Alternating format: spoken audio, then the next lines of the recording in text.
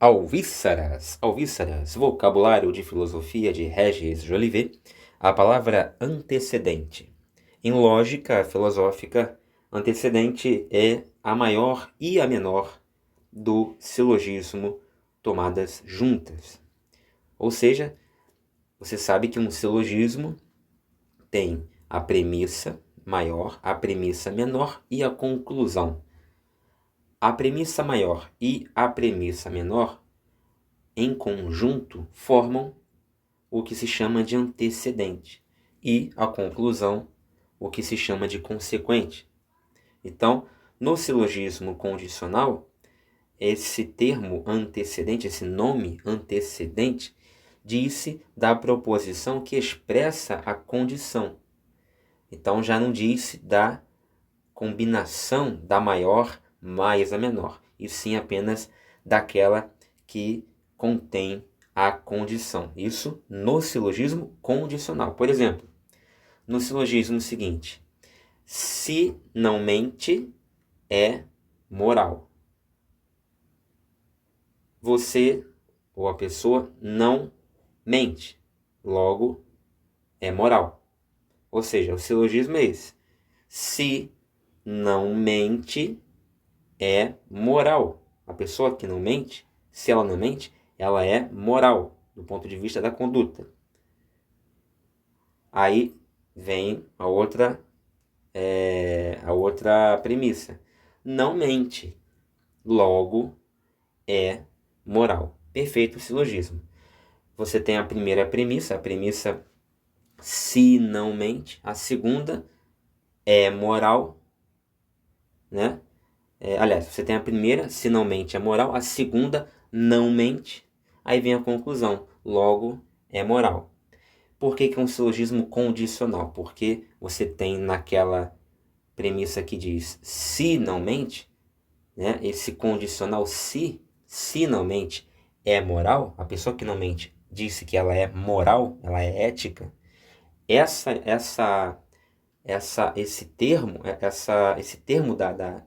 do silogismo, né? Essa premissa, ela é uma premissa condicional que faz com que, enfim, todo o silogismo seja chamado de silogismo condicional. Então, perceba que no silogismo condicional, essa premissa que tem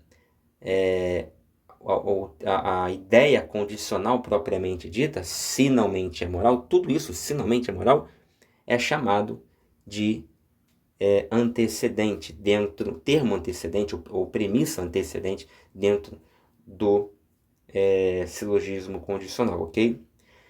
Nas ciências da natureza, o fenômeno ou o conjuntivo, aqui no caso é o conjunto, tá? Tá escrito errado aqui, de fenômenos que condicionam a aparição ou a variação de outro fenômeno, chamado consequente. Ou seja, nas ciências naturais, o termo, ou o fato, ou a situação, né? Ou a coisa antecedente, é aquilo que vai anteceder, quer no tempo, quer no estado físico, o termo consequente, ou seja, é aquilo que vai proporcionar a formação, a aparição, o desenvolvimento, o surgimento de algo que só vai aparecer graças a essa condição, a esse termo antecedente. Ou seja, o consequente depende do antecedente dentro das ciências naturais. Por exemplo, você tem lá o ferrugem, que é um fenômeno físico, né? Você deixa lá um objeto de metal e que contém ferro, e aí daqui a pouco isso fica no tempo, nas intempéries,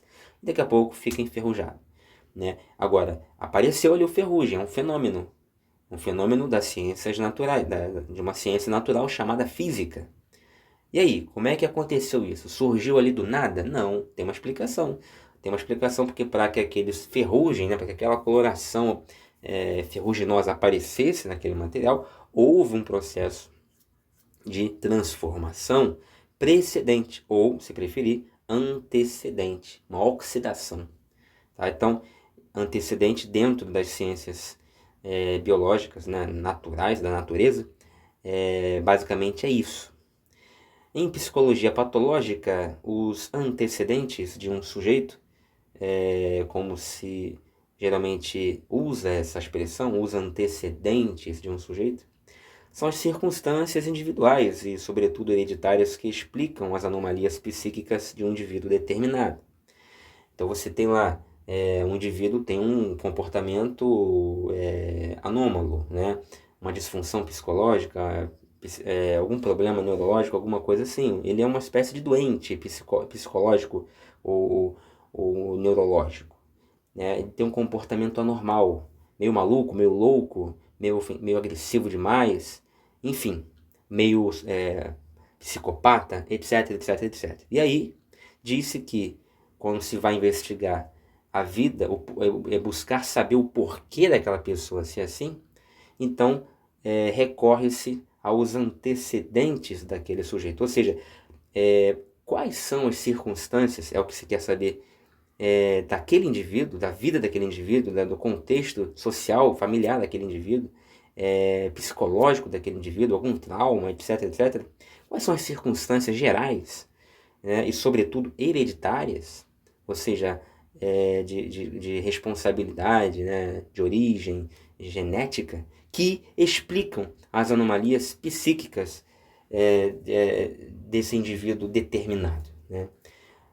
Acrescento ainda também que você tem, por exemplo, nas disciplinas, nas ciências sociais, por exemplo, você tem lá, ou até mesmo no direito, você tem os antecedentes da pessoa, não usado aqui esse termo como para designar as circunstâncias psíquicas, psicológicas de um indivíduo, ou hereditárias de um indivíduo, e sim para designar o conjunto de circunstâncias sociais, né, da vida daquele indivíduo, o seu comportamento social. Por exemplo, os antecedentes criminais de uma pessoa nada mais são do que a ficha, nada mais é do que a ficha, né, corrida policial do cara, da pessoa, né?